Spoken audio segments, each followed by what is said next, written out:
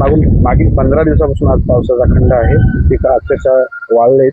काय परिस्थिती आहे, काय सांगाल? या वर्षी परिस्थितीमध्ये मिरूग उघडा गेला. नंतर पावसाने सुरुवात केल्यानंतर लोकांनी पेरणीला सुरुवात केली. तरी पेरावं की नाही लोकांनी पेरल्यानंतर उगवण झाली. आज 12 दिवस झाले पाण्याचा शितोडा नाही. जे उगवण झाले आहेत ते आज वाळून जात आहेत.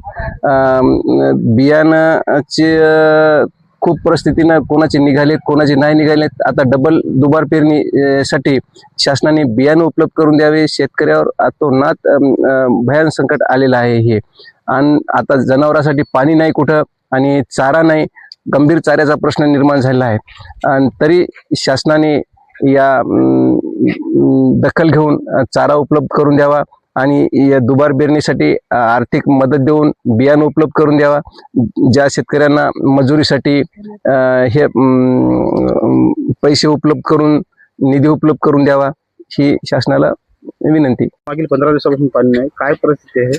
परिस्थिती साहेब अशी गंभीर आहे की शासनानं तातडीची दखल घेतली पाहिजे. आज 12 दिवस झाले पाऊस नाही. त्याच्यामध्ये पिकाची परिस्थिती नाजूक झाली. असं जळण्यामध्ये गणती झालीत आता पिकं. तुम्ही तात्काळ स्थळावर पाहू शकता. आणि अशी गंभीर प्रश्न आहे की ढोराचाही प्रश्न मोठा, चाऱ्याचा आहे, पाण्याचा आहे.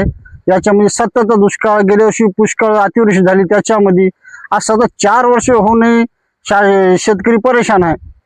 दरवर्षी दुष्काळ किंवा अतिवृष्टी किंवा असे नैसर्गिक संकट याच्यामुळे शेतकरी हवालदिल झालेला आहे. तरी शासनाला आमची नम्र विनंती, तातडीची आम्हाला शेतकऱ्याला भरपूर काहीतरी मदत करावा आणि बियाणं उपलब्ध करून द्यावं.